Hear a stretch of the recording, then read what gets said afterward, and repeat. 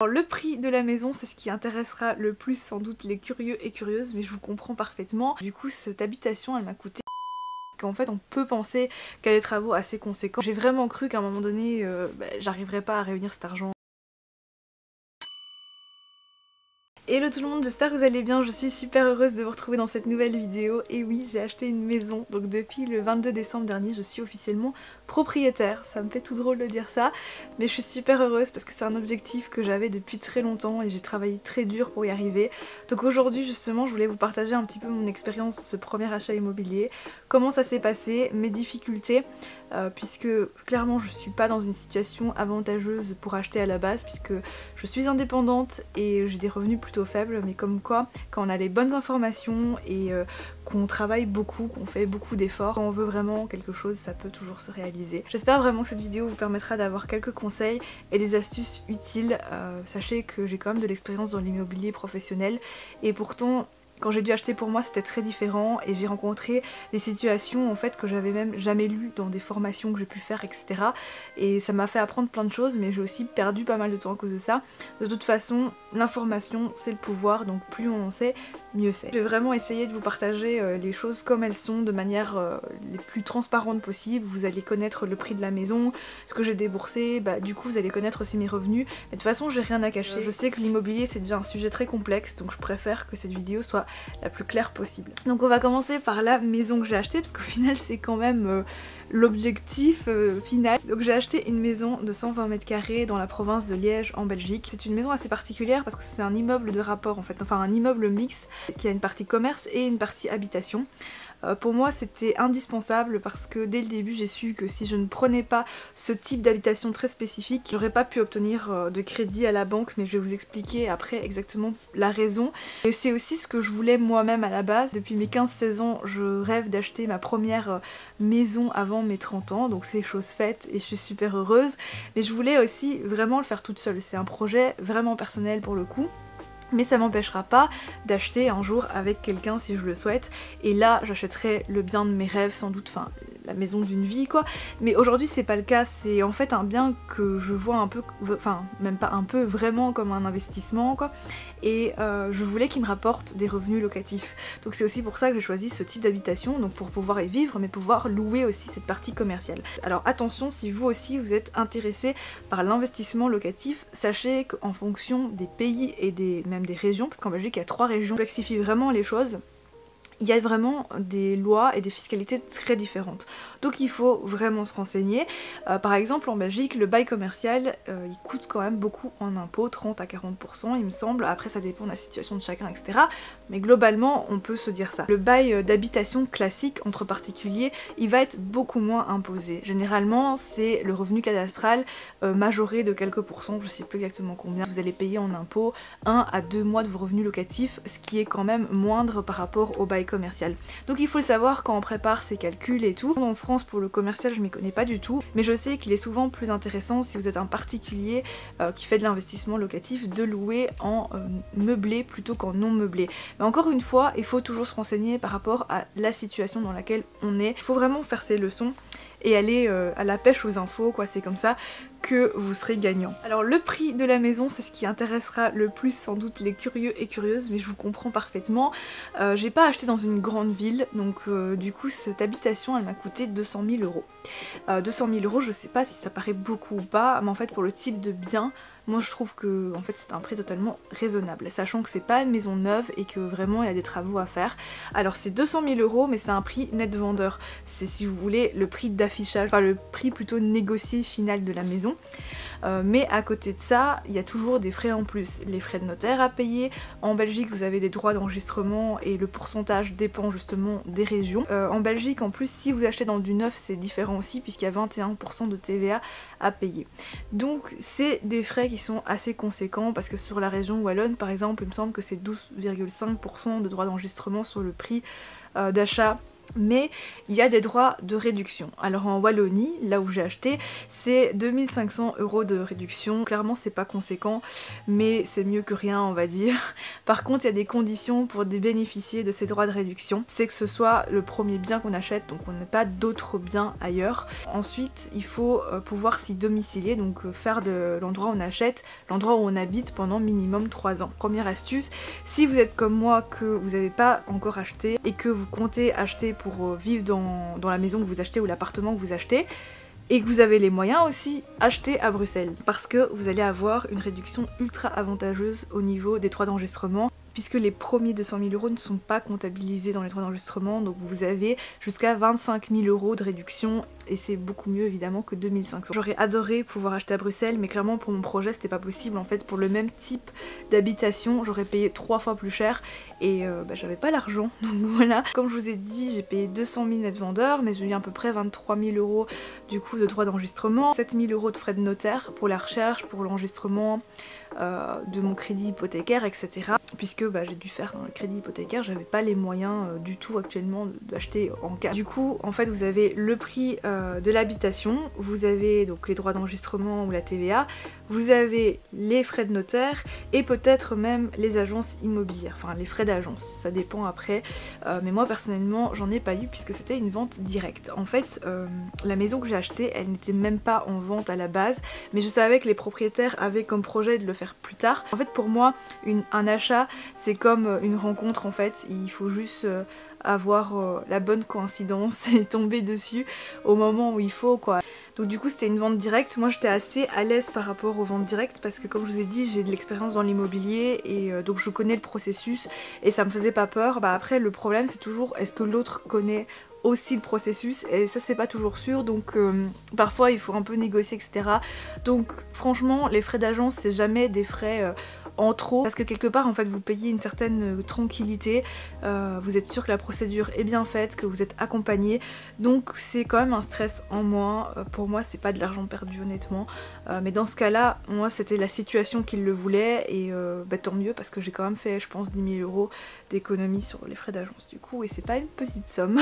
Première chose à faire quand vous avez un projet immobilier évidemment c'est d'établir celui-ci et de bien réfléchir à ce que vous voulez, savoir précisément ce que vous allez acheter mais aussi en fonction de vos besoins. En fait mon projet il a été très simplement conditionné par la réalité de ma situation, c'est-à-dire la première chose mon budget, j'ai pas un très haut revenu mais j'ai quand même de l'apport parce que ça je vous en reparlerai à la fin mais c'est super important, j'ai beaucoup économisé. C'est indispensable de toute façon pour tout achat à l'avance de prévoir de l'économie pour évidemment, sauf si vous avez un très haut revenu et que vous pouvez emprunter fortement. Et la deuxième chose, et ça malheureusement c'est ce qui a été le plus en ma défaveur, c'est mon statut d'indépendante. Si vous êtes salarié, que vous êtes en CDI et que vous avez passé votre période d'essai, je suis quasiment sûre que vous pouvez obtenir votre demande de crédit. La seule chose évidemment c'est le montant que vous demandez qui va différer. Si vous avez un petit salaire peut-être que vous pourrez emprunter que 100 000 €, 150 000, si vous avez un plus gros salaire peut-être beaucoup plus. Comme voilà j'étais assez limitée finalement, forcément j'ai dû faire des concessions par rapport à ma maison de rêve quoi. C'est clair que j'allais pas acheter une villa. La plus grande concession pour moi ça a vraiment été de renoncer à acheter à Bruxelles, mais en fait j'ai très vite réalisé que même si j'avais un apport je pouvais pas acheter tout ce que je voulais quoi, puisque j'avais vraiment besoin d'un emprunt et que j'avais pas le cash nécessaire pour tout de suite payer ma maison, parce que sinon je pense que oui j'aurais plutôt acheté un appartement en vrai à Bruxelles, mais du coup ça n'aurait pas été un investissement locatif, donc bon.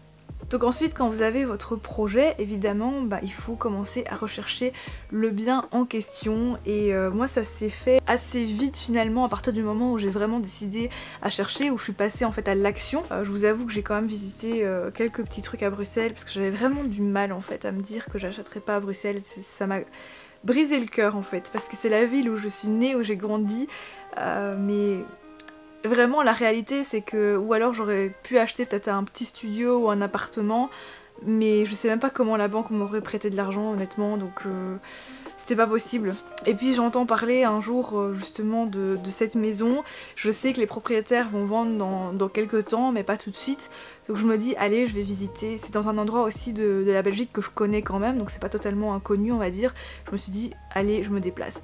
Donc je vous avoue que j'y suis pas allée de manière ultra convaincue, mais j'étais quand même contente de visiter. Moi je suis quelqu'un qui adore regarder les annonces immobilières et donc je me suis dit cool, je vais aller visiter. Donc cette première visite elle a eu lieu en juillet 2019, donc ça fait un peu moins d'1 an et demi mais ça date quand même. La première chose que je vois évidemment c'est la façade, sachant que c'est une maison qui est mitoyenne des deux côtés, la façade elle fait vraiment pas rêver. Mais moi c'était pas un critère primordial. En fait quand vous établissez votre projet forcément vous pensez à votre situation mais aussi à vos besoins. Si vous avez des enfants vous n'aurez pas le même besoin en nombre de chambres que moi par exemple. Et moi en fait mes seuls critères c'était que ce soit bien situé, c'est-à-dire accessible en transport. Il fallait que ce soit comme je vous ai dit un immeuble d'investissement. Il fallait qu'il fasse au moins 80 mètres carrés et qu'il y ait 3 chambres. J'avais pas trop d'autres critères en vrai. Donc je trouvais que j'étais plutôt flexible, mais la façade c'est vrai que quand je suis arrivée j'étais là, ah oui c'est un peu compliqué mais on va s'y faire. Donc je rentre, la partie commerce elle est petite mais tant que c'est loué en fait en vrai c'est pas très grave. Et puis donc la partie habitation j'étais... Je pense que ce qui m'a fait vraiment décider d'acheter c'est quand même ce duplex qui est aménageable. Je sais pas quand je vais pouvoir le faire parce que ça nécessite évidemment de l'argent qu'aujourd'hui je n'ai pas, mais j'étais quand même bluffée par la taille et l'agencement. En fait j'étais avec mes parents et ils m'ont dit s'il te plaît ne regarde pas les travaux qu'il y a à faire, qu'en fait on peut penser qu'il y a des travaux assez conséquents. Bon, cette pièce est quand même super grande, je pense que ça fait 18 mètres carrés. Mais tout est à refaire. Mais en fait en vrai c'était juste un coup de peinture et refaire les sols. J'ai pas encore refait tous les sols à l'heure actuelle mais la peinture elle est faite. Par exemple l'image que vous voyez là c'est la pièce où je suis en train de filmer, c'est ma chambre aujourd'hui. C'est une pièce qui est super bien faite, elle fait 18 mètres carrés donc c'est une super grande chambre. Le plafond il est pas trop haut, c'est vrai qu'aux étages en dessous les plafonds sont plus hauts mais bon ça donne aussi un certain charme. Je sais qu'il y a des gens qui adorent justement les plafonds très hauts comme ça, moi c'est mon truc. En fait je me sens très en sécurité quand les plafonds sont plus bas, genre 2,30 m, voilà, ça me paraît bien, mais les plafonds de 3-4 mètres, moi, ne me font pas du tout rêver. Je trouve que c'est pas pratique en fait aussi pour changer les ampoules, tout ça. Donc voilà, moi je pense d'une manière très pragmatique, mais c'est vrai qu'au début j'ai pris peur, et après c'est vrai que quand mes parents m'ont dit mais c'est juste un coup de peinture, tu sais ça va aller, j'ai commencé vraiment à voir le potentiel, l'agencement, le fait qu'il y avait 3 voire même 4 chambres, mais en fait il y a une des chambres que je vais utiliser pour faire une seconde salle de bain. Son défaut c'est que le salon est vraiment tout petit, mais moi c'était pas un de mes critères vraiment, enfin j'ai pas de besoin d'avoir un énorme salon. Du coup ça me va parfaitement. Donc ça c'était la première fois que j'ai visité, et j'ai visité une seconde fois et là j'ai fait tout de suite une offre orale parce que je savais qu'à ce moment là en fait les propriétaires ne voulaient pas vendre directement, donc ça servait à rien de faire une offre écrite quoi. Et on s'est mis d'accord sur le prix, négocié, et ce qui est bien, et ça c'est aussi une question de confiance qui rentre en jeu, c'est que le prix n'a pas été modifié, donc ça s'est très bien passé du début à la fin, c'était ce prix là et pas un autre, même si je pense que du côté des propriétaires ils ont dû douter à certains moments si j'allais vraiment acheter. Malheureusement il y a des choses qui prennent du temps parce que cette année 2020 est compliquée au niveau de la crise sanitaire etc. Il y a beaucoup de choses qui ont traîné. Sachant que comme en fait c'était une vente longue, les propriétaires nous ont proposé un bail d'habitation en fait. Donc on l'a accepté et on payait un loyer du coup. Ça nous a permis aussi voilà, de ramener déjà toutes nos affaires ici, de faire les travaux qu'on voulait. Et en vrai en fait on n'aurait pas fait les travaux si on comptait pas réellement acheter, donc c'était quelque part aussi un engagement qu'on avait envers les propriétaires. On a quand même pu faire les travaux dès le mois d'août, depuis août 2019 jusqu'en décembre 2019 en fait mes parents ont pu déjà venir déposer pas mal d'affaires, ils ont pu aussi commencer les travaux, donc en fait c'est ma mère qui s'est occupée de tout repeindre et c'est trop bien. Tous les murs là sont bien blancs comme moi j'aime bien, je trouve que le blanc ça apporte vraiment de la lumière. Dans cette chambre par exemple il y a 2 fenêtres, donc au niveau lumière aussi je suis servie, il n'y a aucun souci. Mais je pense que plus tard il faudra quand même que je change les châssis parce que ça commence quand même à dater, mais pour l'instant c'est pas une urgence. Donc on a fait la peinture, enfin c'est surtout ma mère parce qu'elle est douée en travaux, et on a fait aussi les sols parce que c'est vrai qu'il y avait de la moquette, des espèces de lino aussi et c'était pas très beau, donc on a arraché tout ça, on a remplacé par du parquet stratifié, donc c'est pas du vrai parquet, mais pour une question de budget encore une fois On a pris en fait pas le premier prix mais presque, parce que je voulais quand même une couleur claire au sol et je suis assez contente quand même de ce qui a été fait. De toute façon voilà, pour moins de 300 € on peut pas demander mieux, et moi c'était le seul budget à l'époque que je pouvais sortir en fait. Et sachant que la peinture c'est quand même de la peinture de qualité, n'est pas toxique, etc., etc. Suite à cette offre j'ai commencé évidemment à chercher les financements parce que moi j'avais pas l'argent cash pour pouvoir acheter cette maison. Et donc la prochaine étape c'était le crédit hypothécaire. Mais là ça c'est vraiment compliqué, c'est que moi je me suis dit forcément je vais voir un courtier parce qu'il va pouvoir me négocier des taux d'emprunt intéressants et enfin c'est son rôle en fait. Donc je contacte 5-6 courtiers, à ce moment là c'est déjà le début de la crise sanitaire, on devait être en février-mars, c'était vraiment la période la plus difficile on va dire, parce que je contacte les courtiers en me disant que vraiment ça va m'aider et tout, et il n'y a aucun courtier en fait qui veut prendre en charge mon dossier. Et je jette pas la pierre au courtier parce que je sais que le fait que je sois pas salariée, c'est un statut compliqué, mais en plus en fait j'étais pas indépendante depuis assez longtemps pour eux aussi, donc j'avais pas assez d'avertissements extraits de rôle, donc ce sont des fiches d'impôt, et donc ça prouvait pas, en fait ils veulent absolument que votre activité elle soit stable depuis 2-3 ans. Du coup c'était pas mon cas, même si j'étais indépendante depuis 2015, mais j'étais indépendante étudiante à l'époque en fait, et puis je travaillais en complémentaire, enfin en salarié aussi, donc j'étais en complémentaire et pas à titre principal, mais là ça fait 2 ans que je travaille vraiment que en tant qu'indépendante. En fait ils pouvaient pas vérifier que mon activité était vraiment stable, et en plus avec la crise en cours, je vous dis pas tous les problèmes que ça a généré. En fait ce qui m'a rendue triste entre guillemets, enfin j'étais vraiment déçue parce que je me suis dit il y a aucun professionnel en fait qui croit en mon projet, est-ce que ça veut dire que c'est pas viable? Et j'ai commencé vraiment à stresser parce que je me suis dit en fait j'ai un engagement envers les propriétaires et je vais peut-être pas être capable de l'honorer. Et vraiment j'ai passé vraiment des mois très compliqués et très stressants. Maintenant quand j'y pense je me dis ça m'aura appris une bonne leçon, voilà, mais en même temps si je m'étais pas accrochée, aujourd'hui je ne sais pas propriétaire clairement, je me suis dit tant pis, je vais prendre rendez-vous avec ma banque. J'ai rendu à ma banque habituelle qui est ma banque depuis que je suis toute petite, enfin depuis toujours, mon premier compte bancaire et tout ça. Et c'est donc AXA, je suis pas du tout en partenariat, mais comme ça vous savez clairement où je suis allée. J'avais demandé une simulation à ING et à CBC je crois. En fait finalement j'ai fait confiance à ma banque, je le regrette pas parce que c'est vrai que ça a été quand même assez rapide. Donc j'ai en tout fait 3 rendez-vous. Le premier rendez-vous c'était pour l'information, le second pour établir mon dossier et le troisième c'était pour signer l'acceptation du crédit hypothécaire. La demande que j'ai faite au niveau du crédit hypothécaire, c'est la demande maximale que en tout cas AXA propose, c'est de financer 80% du prix du bien. Donc sur 200 000 € j'ai pu emprunter 160 000. J'ai fait un crédit sur 20 ans. C'est possible de faire 25, mais je crois que 30 ans aujourd'hui c'est plus vraiment possible, enfin ça dépend sans doute des banques. Désolée, j'apparais en plein milieu de la vidéo parce que je suis en train de faire le montage et je suis pas au bon format pour une vidéo YouTube, mais c'est pas grave, je me rends compte que j'ai complètement oublié de vous parler de quelque chose d'essentiel, c'est comment les banques accordent les crédits ou non. En fait, peu importe que ce soit un crédit hypothécaire ou un crédit pour une voiture par exemple, on va calculer votre taux d'endettement. Il y a plusieurs méthodes, mais aujourd'hui je vais juste en citer 2 parce que c'est les plus courantes en fait. La première c'est celle qui est vraiment la plus utilisée je trouve par les banques françaises, c'est la méthode du tiers. Donc vous prenez votre salaire net, vous divisez par 3. Exemple, vous gagnez 1500 € par mois, et vous allez avoir une capacité de remboursement de 500 € par mois. Donc sur 20 ans de crédit hypothécaire, vous allez pouvoir emprunter un maximum de 120 000 €. Cette méthode du coup, elle est assez stricte je trouve, et elle est assez défavorable pour les personnes qui font de l'investissement en immobilier. Par contre, il y a certaines banques, apparemment c'est le cas de la mienne, puisque quand je suis allée voir mon banquier, il m'a dit que la condition d'emprunt, c'était qu'en fait il me reste après le remboursement mensuel 1000 € pour moi, pour vivre, etc.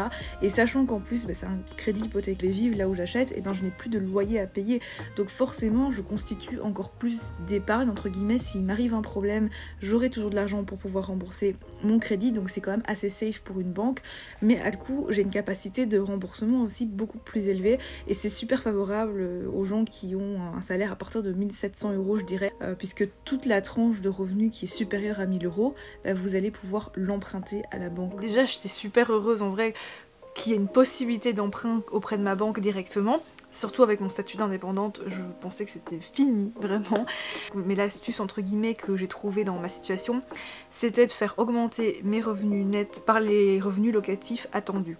Alors ce qui s'est passé, c'est qu'on m'a dit que c'était pas possible si j'avais pas déjà le bail signé, et c'est normal parce que la banque a besoin de garanties que tu vas vraiment louer ta maison ou la partie commerciale, etc. et que c'est pas juste une entourloupe pour avoir un crédit quoi. Donc j'ai quand même mis quelques semaines parce qu'il fallait que je fasse rédiger et puis enregistrer le bail commercial, mais je l'avais en main. Ce bail commercial il me permet de toucher des revenus de 900 € par mois de loyer, sachant que on a imposé à peu près à 30%, en fait il y a eu un abattement et donc au lieu de mes revenus moyen on va dire net mensuel de 1300 € en tant qu'indépendante, c'est tellement faible que je bénéficie en fait de la réduction d'impôt pour revenus faibles. Au lieu de ces 1300 € net, et ben j'ai une augmentation de 600 €, donc ça fait à peu près 1900 € de revenus mensuels net. Il y a aussi une augmentation pour une autre raison, je pense que c'est parce qu'aussi il y a eu l'estimation de mon activité en 2020 qui a un petit peu augmenté. En fait c'est pas parce que j'ai fait plus de chiffre d'affaires nécessairement, quand on est indépendant c'est aussi une question de combien de charges on a, combien de frais on a fait, et c'est vrai que j'ai fait moins de frais donc plus de revenus forcément. Au final mon dossier il a été soumis avec un revenu net mensuel de 2100 € je crois net, et donc c'est pour ça que le crédit il est passé très simplement. Mais en fait le montage de ce dossier évidemment ça implique qu'il faille présenter quelque chose de solide à la banque. Moi le taux qui m'a été accordé c'était 1,7 taux annuel, sachant qu'il y avait des conditions aussi de la part de la banque pour pouvoir emprunter. Par exemple chez AXA il faut prendre l'assurance incendie de chez AXA, mais c'est normal parce qu'à la base ils sont connus pour l'assurance, donc voilà, c'est pas non plus une condition extrêmement contraignante quoi. Il faut absolument prendre une assurance vie, enfin une assurance solde restant dû en cas de décès avant d'avoir fini de rembourser l'emprunt. En fait le coût de cette assurance va dépendre de votre âge et de votre santé, donc moi j'ai rempli tout un questionnaire, mais c'est vrai que le fait que je ne sois pas fumeuse et que j'ai jamais fumé de ma vie, forcément ça a réduit cette cotisation, donc je paye à peu près 150 € par an. Mais pendant 20 ans je vais devoir payer cette assurance. Donc l'assurance incendie c'est 900 € je crois par an, c'est beaucoup mais c'est une assurance totalement obligatoire. Ça rentre aussi en fait dans les frais de l'habitation. Je fais un emprunt bancaire de 160 000 €, mais déjà avec le taux d'intérêt annuel, au total je vais rembourser à peu près 30 000 € rien qu'en intérêt. Donc ça se rajoute 160 000 plus 30 000, ça fait déjà 190 000 €. Plus l'assurance vie, plus l'assurance incendie, en fait j'ai calculé à peu près 210 000 € pour cet emprunt.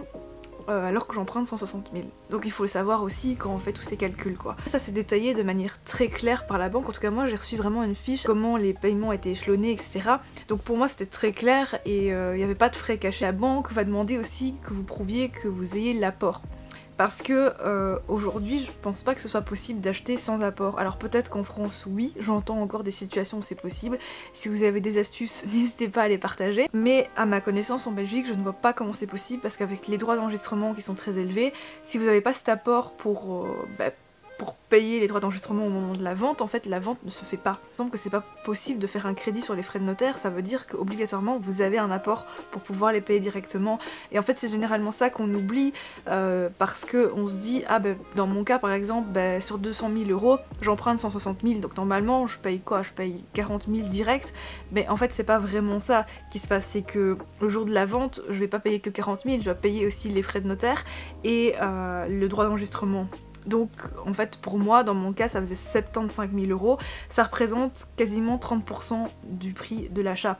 Si j'avais pas eu cet apport j'aurais pas pu acheter, enfin la banque m'aurait refusé le crédit. Donc heureusement que ça fait des années et des années que j'économise. Depuis que je travaille j'essaie vraiment d'épargner 50% de mes revenus pour, en vue de cet achat justement que je voulais tellement faire. Forcément ça veut dire que pendant des années j'ai pas dépensé tous les mois mon salaire totalement, ça veut dire que j'ai dû faire des sacrifices et le minimalisme m'a quand même beaucoup aidé dans ça. Mais si vous voulez en savoir plus sur comment j'ai réussi à avoir mon apport, je vous ferai une vidéo vraiment dédiée, donc n'hésitez pas à me le dire et je vous parlerai vraiment de tous mes revenus et de comment je dépense mon argent. Ça peut être aussi intéressant comme vidéo. Mais sachez que même si j'ai réussi à acheter, j'ai failli ne pas avoir l'apport en vrai, et heureusement que mes parents m'ont prêté un peu d'argent, parce que déjà l'acompte en fait au moment où je suis allée chez le notaire, 3 rendez-vous chez le notaire, première fois pour dire que j'achetais, deuxième fois pour la convention et troisième fois donc pour signer l'acte d'achat définitif. Au niveau de la convention d'achat, il faut payer un acompte, c'est pour réserver votre bien en fait, comme une option quoi, et c'était 5% du prix de la maison. Bruxelles c'est 10% qu'il faut mettre. Au moment où j'ai dû les payer, en vrai je les avais pas, et heureusement en fait c'est mes parents qui ont avancé l'argent pour moi, donc c'était 10 000 €. Mais à ce moment là en fait j'étais on va dire vraiment en pleine crise par rapport à mon entreprise et tout, et donc j'avais plus de trésorerie quoi. Je pouvais pas casser mon compte épargne à ce moment-là directement. En vrai j'avais à peu près 55 000 directement, mais il me manquait en fait 15 à 20 000 euros et heureusement que j'ai pu réussir à trouver l'argent à prêter, etc. Mais j'ai vraiment travaillé comme une dingue les derniers mois, vous vous rendez même pas compte en fait. À quel point j'ai travaillé dur pour économiser aussi mon argent et pour pouvoir payer cet apport. J'ai vraiment cru qu'à un moment donné j'arriverais pas à réunir cet argent quoi. Donc heureusement que ça a été fait. Donc voilà pour les histoires de banque et de crédit, de tout ça. Mais oui, c'est beaucoup de stress, vraiment à chaque étape j'attendais la réponse, j'étais là qu'est-ce qui se passe et tout. J'ai vraiment eu l'impression que cet achat a duré très longtemps parce que crise sanitaire oblige, mais par exemple normalement au niveau de l'acceptation de la banque suite à la constitution du dossier, ça prend que 2 semaines. Et en fait moi j'ai attendu pendant 6 semaines avant d'avoir la réponse et j'étais super stressée parce que mon bail de location allait arriver à terme fin 2020 et que je voulais absolument acheter avant parce que sinon légalement je pouvais plus être ici quoi. Même quand j'ai eu l'obtention de crédit, j'ai vraiment insisté auprès des notaires pour dire qu'il fallait faire les recherches super rapidement parce que je voulais vraiment signer avant la fin de l'année. Et heureusement ça a été fait, à quelques jours près, mais ça a été fait. Je suis super heureuse. Mais ça a été du travail du début à la fin vraiment, et du stress aussi du début à la fin pour être honnête avec vous. Mais j'ai réussi, c'est une bonne chose de fait. Oui aussi au milieu, quand j'étais locataire aussi on a fait tout ce qui était certificat PEB électrique. C'est des choses, faire venir les gens pour faire des certificats en plein confinement, ça a été vraiment super difficile en fait et tout était lent, super lent et à chaque étape j'avais l'impression que je pouvais essuyer un refus qui allait bloquer tout le projet quoi. Mais bon, en s'accrochant, voilà, c'est possible.